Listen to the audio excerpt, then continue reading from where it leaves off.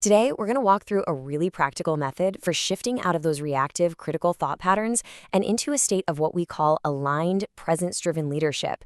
It's really a journey, one that takes us from being run by that inner critic to being guided by our own internal authority. So let's dive in.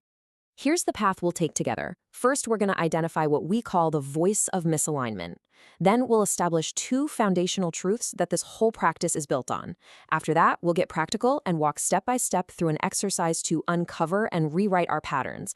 And finally, we'll connect this specific practice back to the bigger picture of living and leading with presence. All right, so let's start by getting really clear on what we're working with. Identifying those patterns that have a way of pulling us off our center. We all have that internal voice, right? The one that's all about performance pressure, the inner critic. Here, we're going to call it something a little more precise, the voice of misalignment. I want you to just sit with this question for a moment. When you're making a choice, whether it's big or small, what's the quality of that internal monologue that's playing in the background? Does it feel like it's coming from a place of real clarity, or does it feel more like it's coming from a place of pressure? You know, this pattern is often called negative self-talk. And the definition is pretty simple. It's a pattern of critical, limiting beliefs. This is a perfect way to think about what we mean by the voice of misalignment. It's a voice that consistently pulls us out of alignment with who we really are and with our own internal authority. And what's so powerful about this is just how familiar these phrases can feel. I mean, look at them. This voice often sounds like it's telling the absolute truth, showing up with these definitive statements like, "I'm not good enough." Just recognizing these specific scripts is the very first step toward being able to discern where they're actually coming from. Okay, so to deal with this voice effectively, we have to stand on solid ground. This whole practice is built on two foundational truths. You can think of them as the bedrock for reclaiming your own internal authority.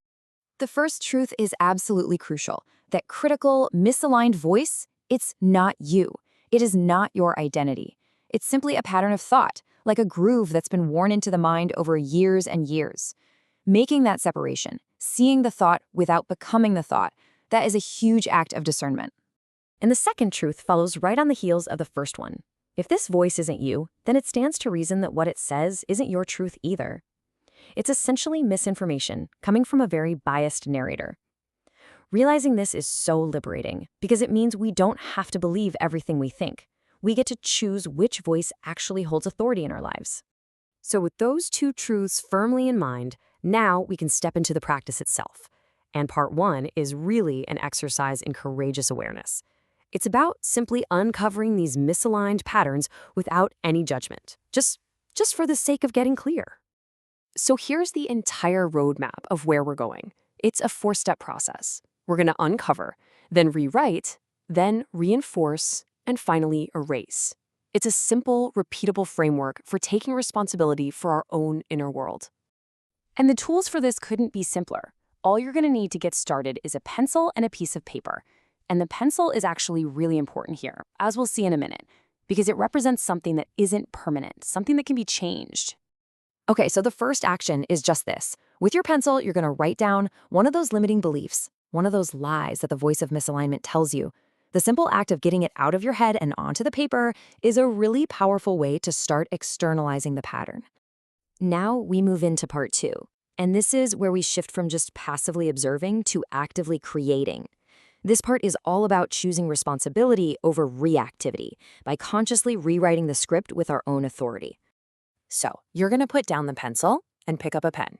This is symbolic. We're deliberately moving from something temporary and erasable to something intentional and permanent. We are making a choice to write a new truth with conviction. And this slide just illustrates that transformation perfectly. On the line right below the lie you wrote in pencil, something like, "I am not a good enough leader," you're going to use your pen to write an aligned truth.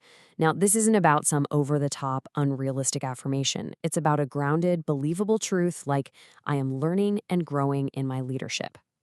Now, there are a few important guidelines to help you craft this new truth. First, make sure it's a positive statement.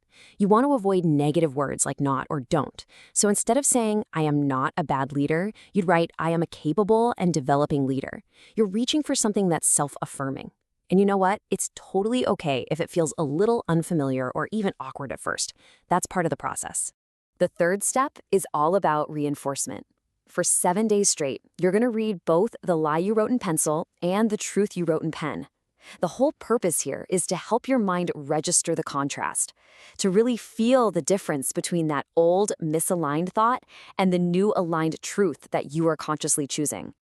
And this brings us to the final and I think most powerful action. On the 7th day, after that week of reinforcement, you take an eraser and you physically erase the lie written in pencil. This physical act symbolizes the release of that old pattern, leaving behind only the truth, written in the permanence of ink. So the big question is, how do we take this simple, powerful exercise and integrate it into a way of being? Because this isn't just about a one-time fix. It's really a tool for cultivating a continuous state of presence in our lives and in our leadership. This quote really gets to the heart of it all. The goal here isn't to somehow violently silence the mind or to never have a negative thought ever again. I mean, that's just not realistic. True discernment is the ongoing practice of noticing the stories we're telling ourselves and then consciously choosing to tell a truer, more aligned story about who we are and what is actually possible. And to make this really practical for you, right now I invite you to reflect on this. Can you think of one specific area, maybe in your career, a relationship, a project you're working on, where a misaligned thought is active? Where could you apply this practice, even today? And to leave you with one last super actionable step, here's a micro practice for the week ahead. Don't even worry about rewriting anything yet. Just practice noticing. When you hear that critical inner voice pop up, just calmly label it in your mind. Ah, that's the voice of misalignment. That small act of awareness, that's the seed from which your internal authority really begins to grow.